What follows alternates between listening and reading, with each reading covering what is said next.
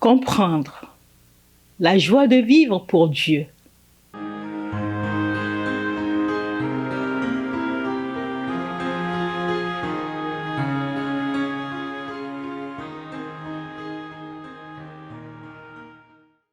Bienvenue à votre émission. Notre étude d'aujourd'hui a pour thème « Partager la parole de Dieu ». La question du jour, pourquoi doit-on partager la parole de Dieu?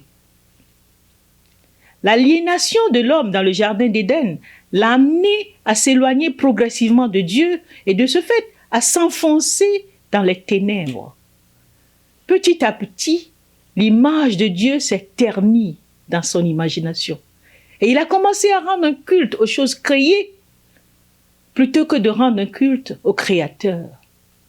C'est ce qui explique, de nos jours, la prolifération de tant de religions dans le monde. Cependant, Dieu n'a pas abandonné l'homme à son triste sort. Il lui fit la promesse d'un sauveur dans le livre de Genèse au chapitre 3, verset 15, et a toujours cherché à lui parler de diverses manières. Il est allé jusqu'à choisir un peuple afin de l'éduquer, c'est-à-dire le faire sortir de l'ignorance, des ténèbres, lui révéler qui il est, ainsi que ses ordonnances, et en faire le dépositaire de ses oracles, afin que ce peuple soit son représentant et puisse transmettre les paroles d'un Dieu d'amour à ses créatures. Pourquoi doit-on donc partager la parole de Dieu? Nous devons partager la parole de Dieu parce que, comme le dit le psalmiste David dans le psaume 119 au verset 105, « Ta parole est une lampe à mes pieds et une lumière sur mon sentier. » Il ajoute aussi, « La révélation de tes paroles est claire. Elle donne de l'intelligence aux simples. » Psaume 119, verset 130. La lumière implique toujours l'élimination de l'obscurité. Si vous êtes sur un chemin sombre la nuit, sans lumière, vous pouvez facilement dévier du chemin. Vous trébucheriez et tomberiez dans un ravin profond sans lumière. Une lampe de poche puissante ferait toute la différence. La parole de Dieu éclaire la voie des disciples du Christ. Elle nous guide vers la maison. Jésus est la lumière du monde qui éclaire nos ténèbres à travers sa parole.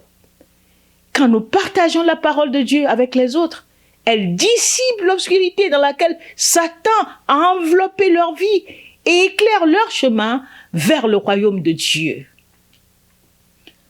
Avant ma rencontre avec notre Sauveur et Seigneur Jésus-Christ, l'ennemi avait aussi enveloppé ma vie dans l'obscurité.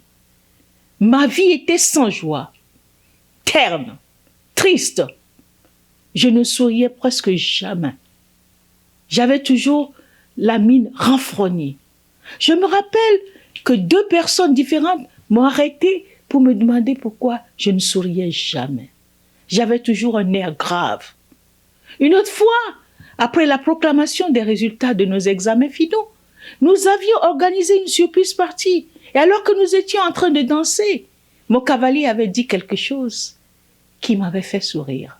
Et à mon grand étonnement et à la surprise de tous, il m'a serré dans ses bras parce qu'il ne m'avait jamais vu sourire.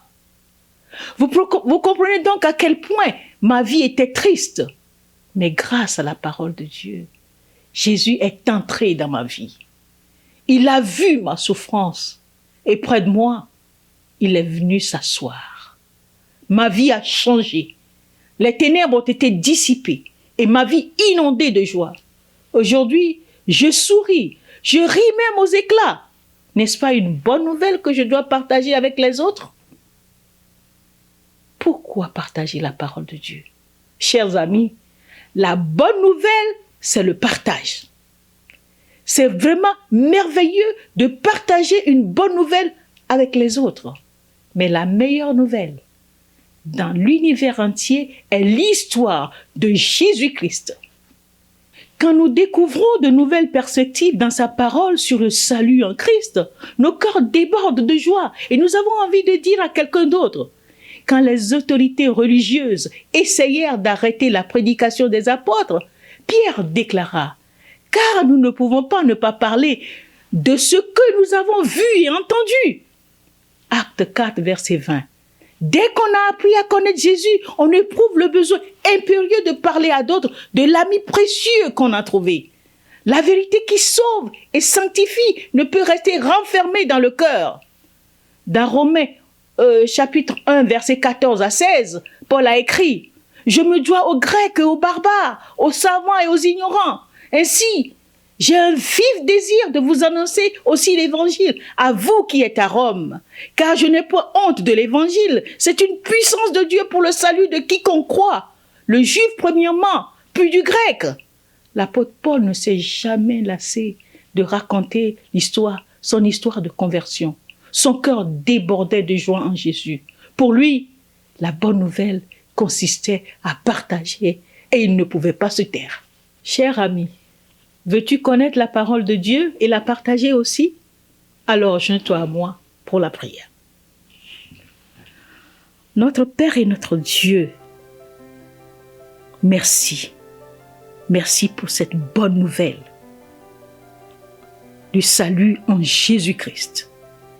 Merci pour l'opportunité que tu nous donnes de partager cette bonne nouvelle avec les autres. Parce que c'est la nouvelle qui sauve, qui délivre. Seigneur, merci beaucoup. Permets que beaucoup puissent la découvrir et aussi la partager. Au nom de Jésus-Christ, j'ai prié. Amen.